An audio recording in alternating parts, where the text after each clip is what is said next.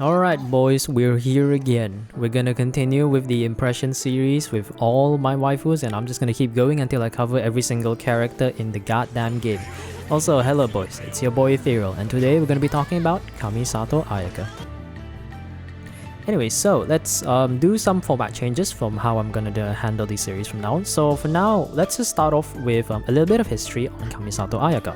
So Kamisato Ayaka was a character that a majority of the Genshin community is familiar of ever since we have leaked footage from the Genshin beta back in the days, along with characters like Xiao. So this led to the likes of big streamers like Mr. Enviosity saving all of his F2P free primos until Ayaka arrives. And when she officially got released, she was released on the 21st of July 2021 along with the introduction of Genshin's third region, Inazuma. She is also the second playable Inazuma character after the release of Kazuha back in patch 1.6 during the Midsummer Islands.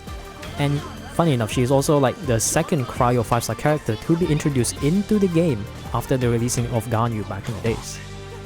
And so, now that that's out of the way, let's look at her aesthetic and personality to kind of make out that first impression.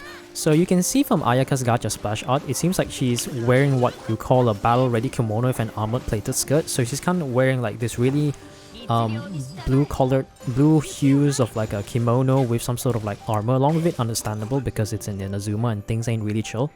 And she also shares that same aesthetic with her brother Kamisato Ayato. And now that that's out of the way, so if we look at her title, I believe her title in Japanese is called the Shirasage Himegimi. In English, this translates to the White Heron, which is apparently this really elegant white bird. At least that's what the game kind of says about it.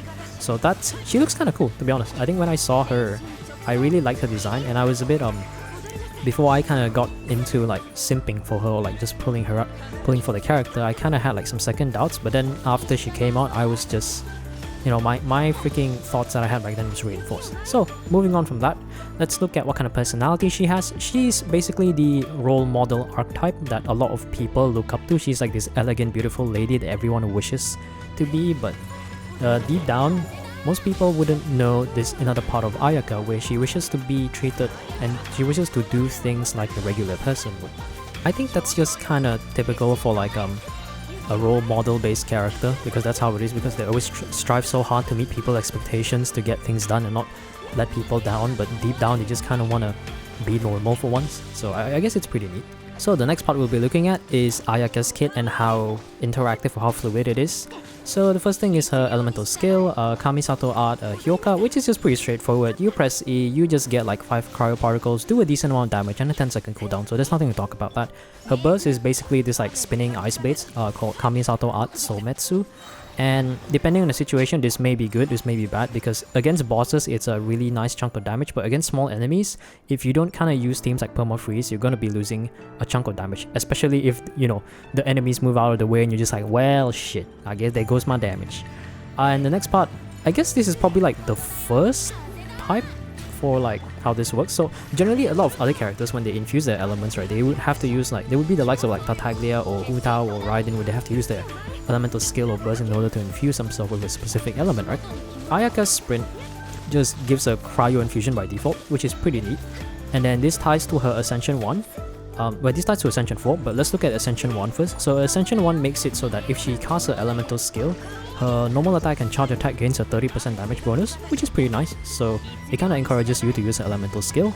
And then her Ascension 4 is where things become interesting, is that if she reappears from a sprint and it applies cryo on enemies, she regains 10 stamina and gains like 18% cryo damage bonus. And this is where I can really say that I think Ayaka's kit is very, very fluid. Like I've said this multiple times on my stream, I've said this for like the longest time, but I just like the fact that Ayaka as the main DPS is a very versatile DPS that you can use for every part of her kit and you just get benefits out of it. In fact, they encourage you to make use the right order in order for your Ayaka to do the most damage.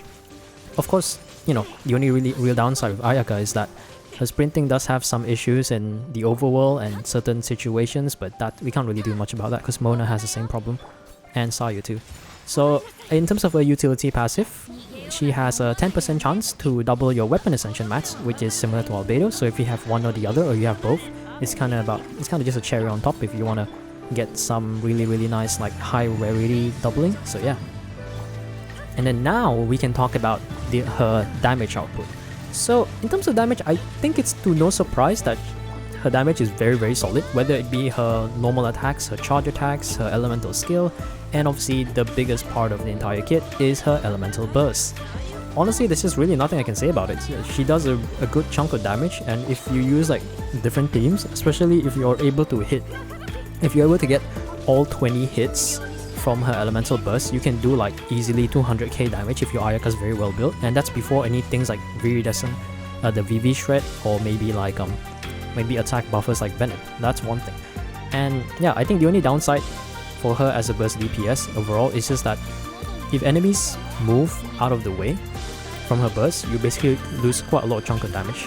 But that's just the only trade-off which I think makes her super balanced, and she's not this very unconditional, really good high burst damage DPS. And moving on to the next part, I guess utilitarian support, there's not really anything we can say about it. She was designed to be a main DPS or like a burst based DPS, and there's nothing we can really talk about it. So yeah, good PP damage, yes. So I guess before we reach the team synergy part, let's look at the Constellations.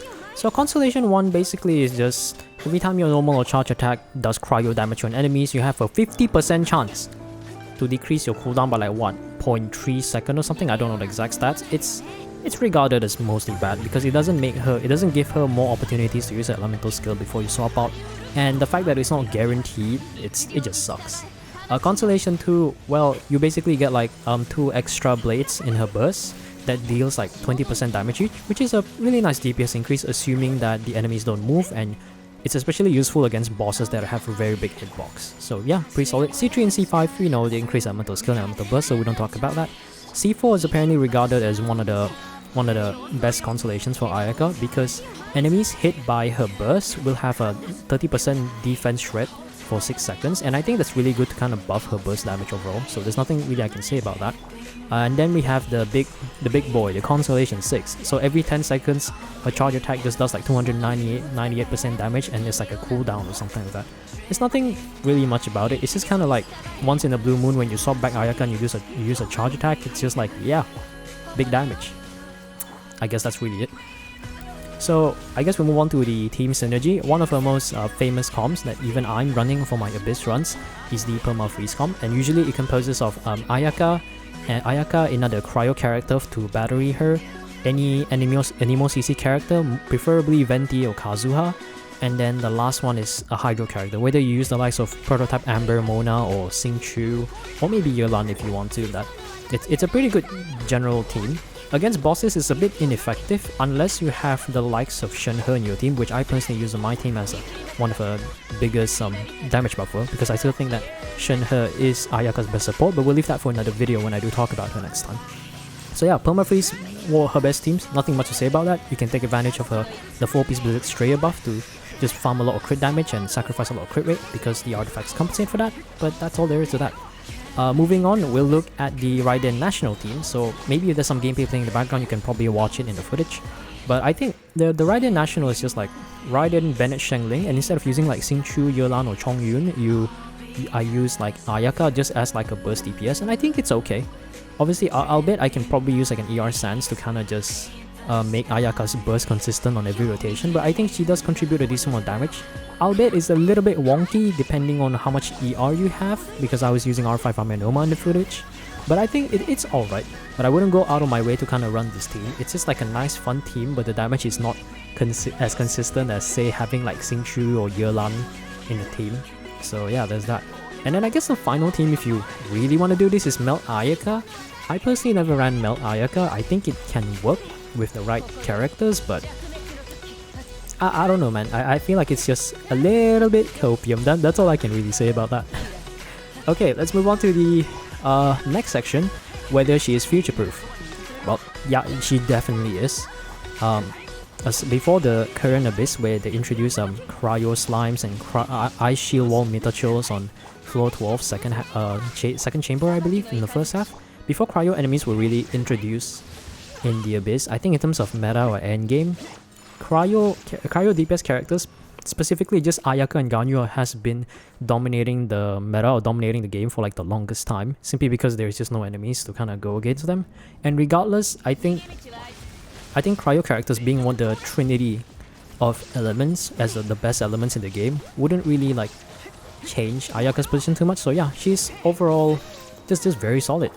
And in terms of whether you should pull for Ayaka or not, it's really just a matter of preference, whether you prefer playing Ayaka or you prefer playing Ganyu, because right now we don't have enough 5-star cryo DPS to really make a solid comparison. So I guess I'll just leave you to that. Personally, I just prefer playing Ayaka. As someone who has both Ayaka and Ganyu, I played Ganyu for like a few months when I got her back in like the original banner ages ago. But after a while I kind of got bored of her, and then ever since I got on Ayaka, I never really looked back, and I still do enjoy playing Ayaka. So let's just close off the video before it gets anything too long. So there's just really nothing I can really say about her. She has an objective rating, a very solid objective rating of 8 out of 10. Or even if I were to go a bit lower, maybe 7.5 out of 10. Like, maybe she's 8 out of 10, maybe she's 7.5. I can't really decide between one number, but I can just say that she's just good. There's nothing, she doesn't really have any obvious downside or any glaring issues aside from the sprinting mechanic being clunky in overworld when you hit stairs because you're trying to climb that stairs, but it clearly doesn't work for some reason because this game is bad, I don't know. Or things like her burst, the moment enemies move away from her burst kind of just travels 3 miles away, and there goes like 60% of all your damage. But aside from that, I think she's a very solid character. That's all there really is. And my personal rating in terms of, as someone who has a triple crown Ayaka, 9 out of 10. I have enjoyed Ayaka for the longest time. I've enjoyed her playstyle. I enjoyed how interactive her kit is, and how I always love the idea of how there are characters where they are designed in such a way that you have to play every single part of their kit in order to make the most out of them. But it's not like it's a bad thing that you have to play out of it. It's just more of like you have a very good reason to use every single part of their kit, and that's just how it is. It just reminds me of the likes of Diluc. But yeah, I guess this video has gone on a little bit shorter than my previous Noelle video. I think for the next character in the series, I'll probably look at Hu Tao, which is my third waifu. I don't know why I started with like Yelan and went back to Noelle, but I guess we're gonna go do things in order, and we're just gonna keep, this series is gonna keep continuing as long as I remain a content creator, and as long as I build every single character in the game. Until I cover every single character of the game, this series is gonna keep going. So yeah, let me know what you guys think. Ayaka rerun just ended like, was it last patch or something like that? I believe it was like last patch before like 2.7 came out. So yeah, that's that. So let me know what you guys think. If you guys have Ayaka, if you guys don't, maybe like you're interested in pulling her in the future. But yeah, and I'll see you guys in the next video. Hopefully I'll probably cover on Hu Tao, so look forward to that. Bye!